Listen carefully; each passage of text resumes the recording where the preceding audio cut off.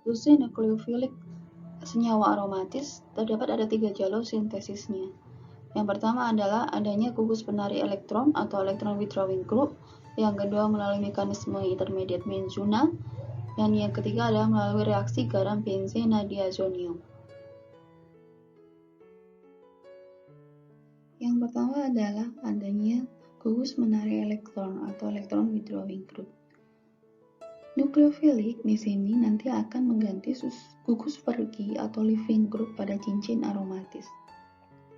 Substituen penarik elektron atau EWG akan mengaktifasi cincin terhadap substitusi nukleofilik. Maksudnya bagaimana? Mari kita lihat dari contohnya ini, 2,4-dinitroklorobenzen. Nukleofiliknya yang mana? Nukleofiliknya adalah NH2-, yaitu dekomposisi dari NH3 menjadi H+ dan NH2-. NH2- yang nantinya akan menggantikan gugus pergi dari cincin aromatis. Gugus perginya yang mana? Mari kita lihat. 2,4-dinitroklorobenzen, mana yang berperan sebagai electron withdrawing group di sini, yaitu NO2 atau gugus nitro. Sedangkan Cl nanti itulah gugus pergi atau leaving group yang akan digantikan oleh NH2 sebagai gugus amino.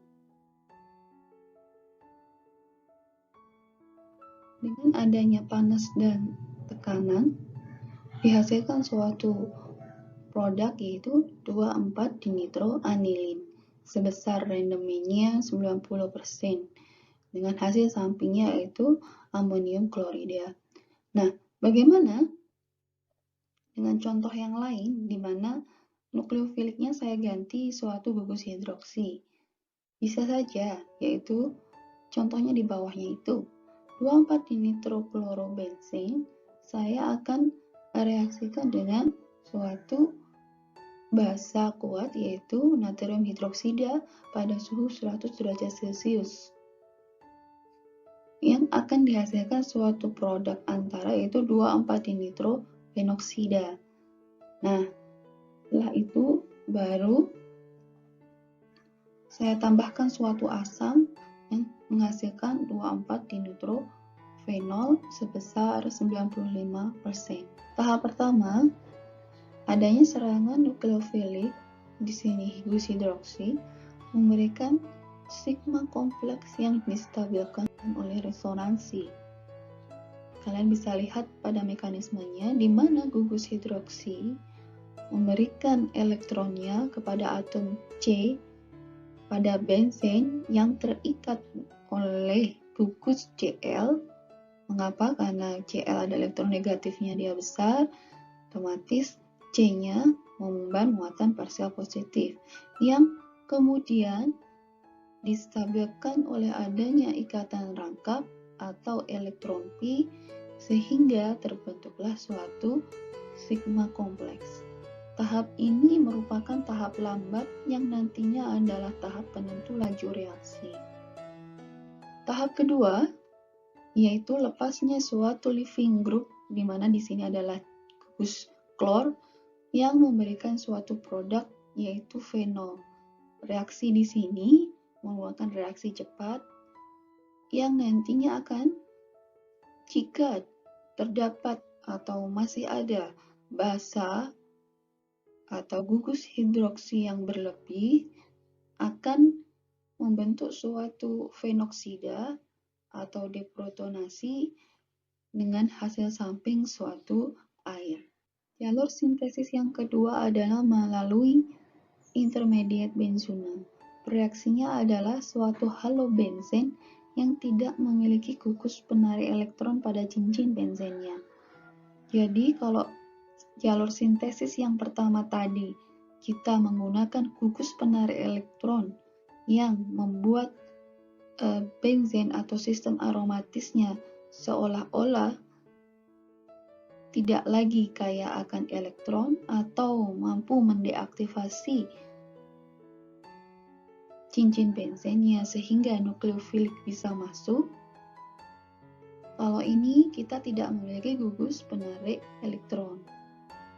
Tetapi kita menggunakan apa? Suatu basa yang sangat kuat, yaitu seperti NaNH2 atau biasanya dinamakan dengan sodamida. Mari kita lihat contohnya, yaitu di sini ada para bromotoluen.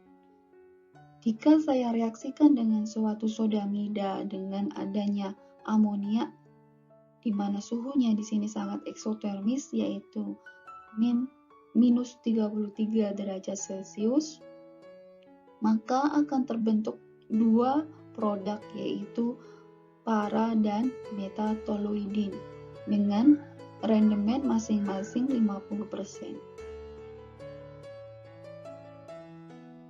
Mekanisme reaksi substitusi nukleofilik pada benzen melalui intermediate benzuna adalah sebagai berikut.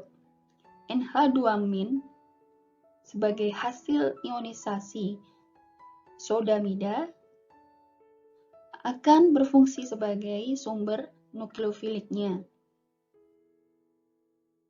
NH2- akan memberikan elektronnya atau mengikat atom H yang berdekatan dengan atom C dari benzen yang mengikat Br. Setelah itu, karena ada ikatan tersebut, atom C yang kehilangan H tadi, atau hanya yang terikat oleh NH2 menjadi NH3, akan menjadi karbanion. Karbanion sendiri adalah atom C yang bermuatan negatif. Setelah itu apa? Karbanion yang kelebihan elektron akan memberikan elektronnya kepada ikatan rangkap dan dilanjutkan dengan lepasnya Br. Sehingga terbentuklah benzuna yang nantinya ini akan menjadi intermediate untuk pembentukan substitusi nukleofilik.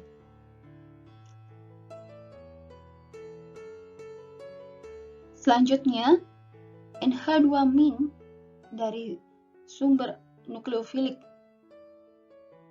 yang lain akan memberikan elektronnya kepada ikatan rangkap 3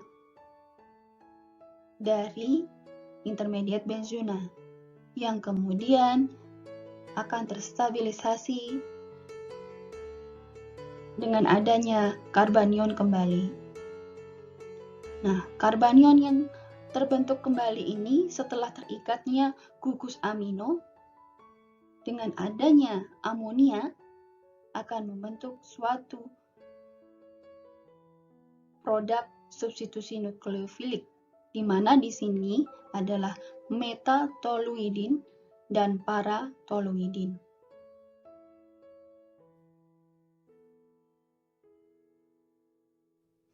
Ikatan rangkap 3 pada benzuna ternyata berbeda pada alkuna. Mari kita lihat dahulu ikatan rangkap 3 pada alkuna. Ikatan rangkap pada alkuna merupakan overlap atau tumpang tindih dari orbital sp-sp.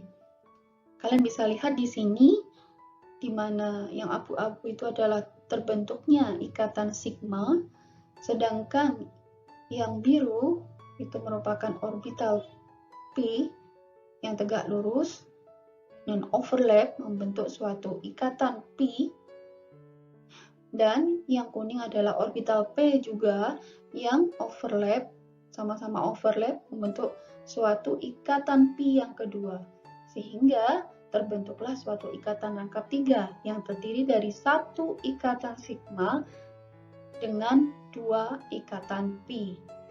Nah, mari kita lihat yang benzuna, ternyata dia berbeda dengan ikatan pada alkuna. Mengapa?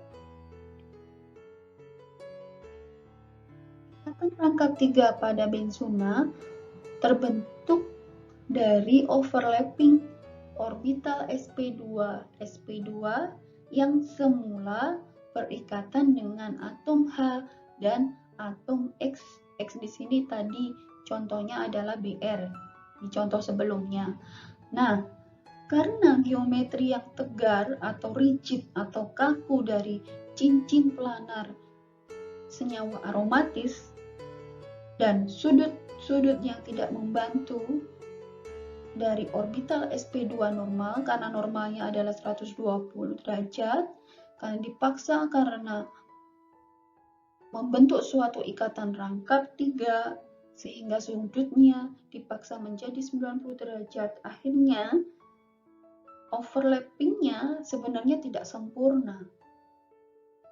Karena overlap yang tidak sempurna itulah makanya ikatannya lemah. Karena ikatannya lemah, intermediate benzona ini sangat reaktif, sehingga jika ada nukleofil yang datang, dia bisa memecah ikatan rangkap 3 tersebut, membentuk kembali menjadi ikatan rangkap 2, dan terbentuklah suatu hasil dari substitusi nukleofilik.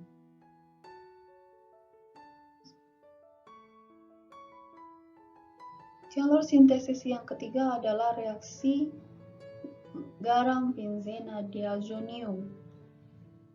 Anilin dan aril amina lain bereaksi dengan asam nitrit HONO atau HNO2 dalam larutan HCl dan menghasilkan benzena diazonium klorida.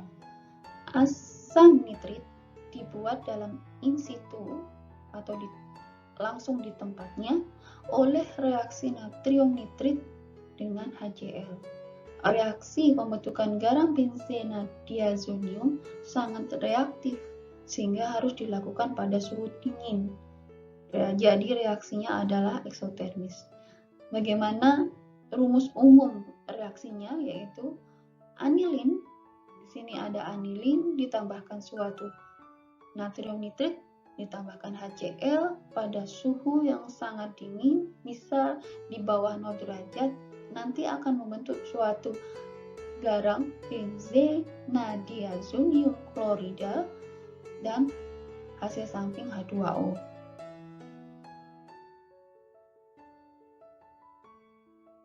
Aktivitas garam benzena diazonium sangat tinggi karena adanya N2 yang merupakan gugus pergi atau living group yang sangat bagus, di mana nanti akan lepas dalam bentuk gas nitrogen. Oleh karena itu, gugus diazonium tersebut dapat digantikan oleh berbagai nukleofil karena benzena seolah-olah menjadi kurang elektron atau miskin elektron atau juga bermuatan positif.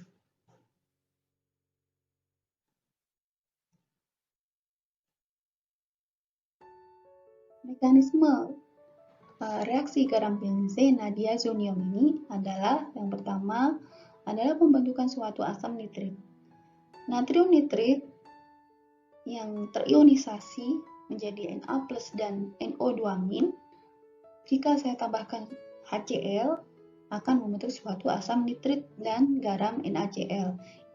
Ingat tadi pembentukan ini secara eksotermis, jadi suhunya harus di bawah 0 derajat.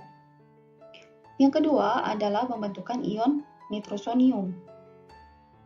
Asam nitrit saya tambahkan dengan HCl akan membentuk suatu ion nitrosonium NO+ yang nantinya akan bereaksi dengan benzen.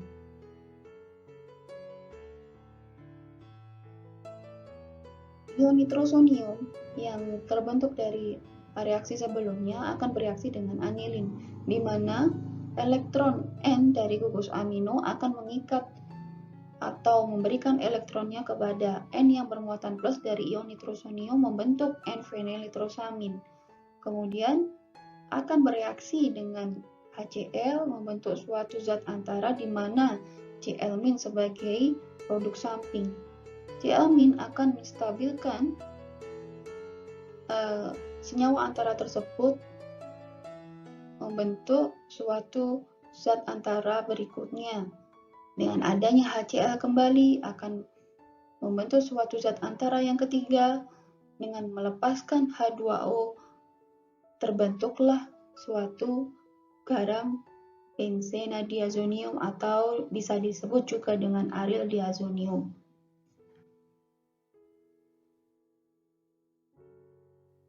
Dari slide ini kalian dapat lihat bahwa diazonium salt sendiri ini merupakan zat antara dari suatu substitusi nukleofilik dari suatu anilin ataupun aryl amina lain yang dapat direaksikan dengan berbagai nukleofilik. Contohnya di sini,